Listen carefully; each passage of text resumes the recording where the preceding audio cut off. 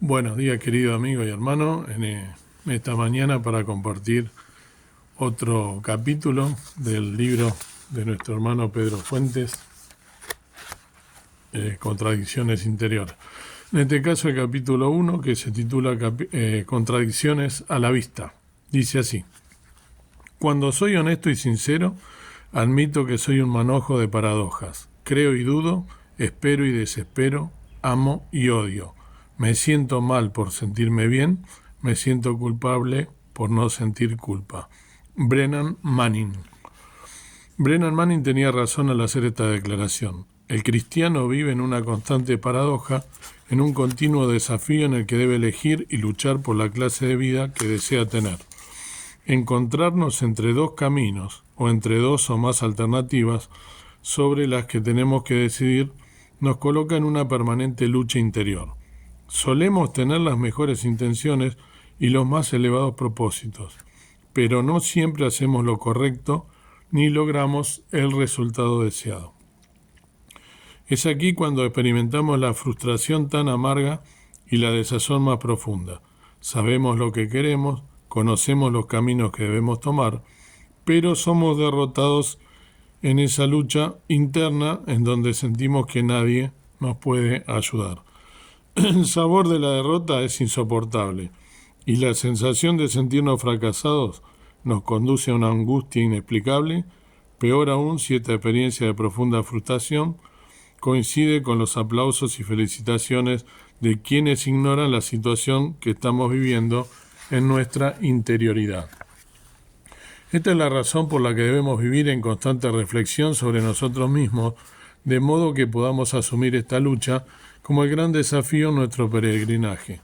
Dios no nos quiere derrotados, sino victoriosos, pero nadie que ignore a su enemigo podrá derrotarlo.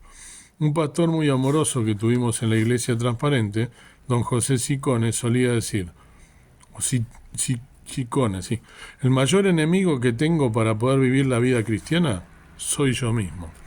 Este gigante tenía mucha razón, y dice en un cuadro bien grande: debemos vivir en constante reflexión sobre nosotros mismos, de modo que podamos asumir esta lucha como el gran desafío en nuestro peregrinaje. No estoy sugiriendo que publiquemos nuestras debilidades, solo digo que no deberíamos vivir ignorantes de ellas. Lo mejor será vivir conscientes de nuestra humanidad. De esta forma evitaremos los tres grandes perjuicios a los que quedamos expuestos cuando nos hacemos los distraídos y no vivimos conscientes de esta realidad. El primero es vivir engañados. Podemos llegar a creer que, como nos sentimos bien, las flaquezas morales y espirituales que otros tienen no son las nuestras. Esto nos conduce a un estado de soberbia que Dios no aprueba. El segundo perjuicio es vivir engañando a los demás. Podemos presentarnos ante los demás, en palabras del poeta pampeano Alberto Cortés, como seres pluscuamperfectos y hacerles pensar que no tenemos fallas, que hemos superado el estado de debilidad y que nada nos afecta. Esto no es verdad, aunque lo creamos y lo hagamos creer a los demás. El tercer perjuicio es que Dios no lo aprueba. Esto es lo más grave, porque si hay algo que nos aleja de Dios, es la hipocresía que tanto denunció el Señor Jesús cuando estuvo entre nosotros. Pretender conformar a Dios con nuestra apariencia es lo que hacían los fariseos y escribas, a quienes criticamos abiertamente, y supongo ninguno de nosotros quiere ser como uno de ellos. El apóstol Pablo explicó muy bien la realidad de esta contradicción interior que él vivía y que también es la condición de cada uno de nosotros. Ya lo creo. Debemos tomar conciencia de la lucha que vivimos diariamente. Así lo expresó San Pablo en su carta magna. Aunque quiero hacer el bien, descubro esta ley, que el mal está en mí. Romanos 7:21. La vida cristiana es una lucha entre el bien o lo bueno que deseamos hacer y el mal que nos invade y pretende derrotarnos. Lo importante es recordar que Dios sabe de esta lucha y nos ha dejado abundante información para que podamos sobreponernos a esta declaración que pareciera determinista, pero no lo es. El mismo apóstol explica en Gálatas 5, del 16 al 17, vivan según el espíritu y no satisfagan los deseos de la carne, porque el deseo de la carne se opone al espíritu y del espíritu se opone a la carne, y estos se oponen entre sí para que ustedes no hagan lo que quisieran hacer. Es posible ganar la lucha entre los malos deseos y el deseo del espíritu si dejamos que él tome el control de nuestra voluntad. Reflexionemos brevemente sobre algunas verdades que nos dice el escritor en este pasaje. Si andamos en el espíritu, no daremos satisfacción a los deseos de la carne. La pelea que debe sostener el creyente para enfrentar sus deseos pecaminosos es permanente y se mantendrá hasta el último día de su peregrinaje, aquí en la tierra. Por ello debemos vivir en una continua dependencia del poder del Señor para ser victoriosos. Pablo dijo en una de sus cartas: fortaleceos en el Señor y en el poder de su fuerza. Efesios 6:10. El Espíritu Santo y nuestro deseo pecaminoso luchan entre sí. De alguna manera es una lucha contra nosotros mismos y es en el ejercicio de nuestra voluntad que decidimos a quién obedeceremos, si al Espíritu de Dios o a nuestros deseos. ¿Cuánta gracia necesitamos para alcanzar la victoria diariamente en nuestra vida? Si nos dejamos guiar o controlar por el Espíritu, no viviremos en esclavitud. Obedecer al Espíritu nos libera de la esclavitud de la ley. Si nos dejamos guiar o controlar por el Espíritu, no viviremos en la esclavitud. Obedecer al Espíritu de la ley. Perdón. Cuando el creyente cree y vive en esa libertad, puede disfrutar realmente de la vida cristiana. Si aceptamos ser seguidores de Jesús, viviremos cada día en pie de guerra contra nuestras propias pasiones y deseos que procuran mantenernos en esclavitud. Dios nos dará la victoria si obedecemos la guía del Espíritu Santo. Veremos algunos ejemplos de personajes bíblicos que nos resultarán conocidos y que vivieron experiencias de contradicciones muy similares a las nuestras en su interioridad. Las historias que citaré del relato sagrado con historias de personas que actuaron en situaciones críticas y con muchas contradicciones interiores que debieron enfrentar. Este escrito nos permitirá ver que no somos una excepción, nos ayudará a no sentirnos víctimas ni tapar o disimular nuestra humanidad. También nos motivará a superar estas luchas internas con el poder de Dios. Preciosa la meditación y una realidad, ¿no? Cuántas veces nosotros tenemos esas contradicciones entre lo que somos y lo que queremos ser o lo que queremos mostrar, ¿no?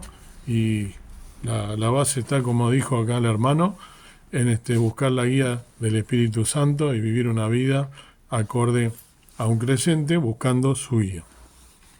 Yo para completar, o quizá no para completar, sino porque no está incompleto, es él el que lo escribió y a lo que quiso llegar y me parece perfecto, sino para agregar o para además adosar a lo que él muy bien lo dijo, con esas contradicciones. También voy a citar al apóstol Pablo, que todos lo tenemos como un referente, con la autoridad que Pablo podía llegar a hablar, no nos cabe duda, cuando él se dirige al Señor Jesucristo, ¿no?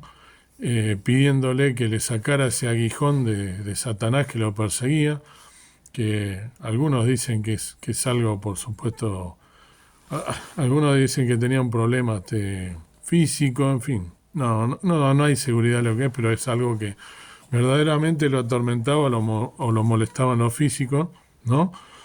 Y él expresa, ¿no? Y dice, y me ha dicho, contestándole al Señor, bástate mi gracia porque mi potencia en la flaqueza se perfecciona. Por tanto, de buena gana me gloriaré, más bien en mi flaqueza, porque habite en mí la potencia de Cristo. Por lo cual me gozo en las flaquezas, en afrentas, en necesidades, en persecuciones, en angustias por Cristo, porque cuando soy flaco, entonces soy poderoso. Esto es también una fórmula, ¿no? que el Señor Jesús le hizo ver a Pablo, ¿no?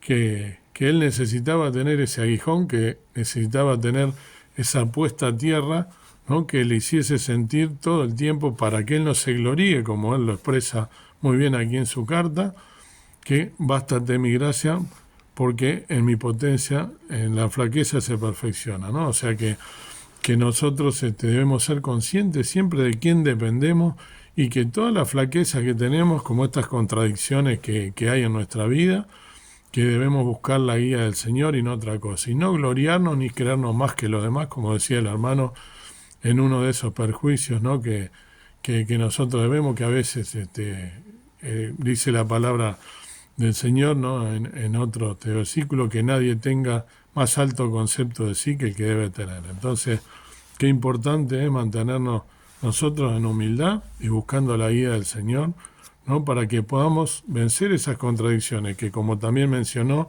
cuando hablaba de ese pastor de Sicone, que mencionó que nuestra lucha interior y nuestro principal enemigo está dentro nuestro, somos nosotros mismos y nuestra vieja naturaleza pecaminosa. Que pueda Dios bendecirnos en este día y también meditar en estas cosas y buscar la guía del Señor y su ayuda para poder estar también firmes en sus caminos, buscando siempre la verdad y con humildad, basado siempre en la palabra del Señor.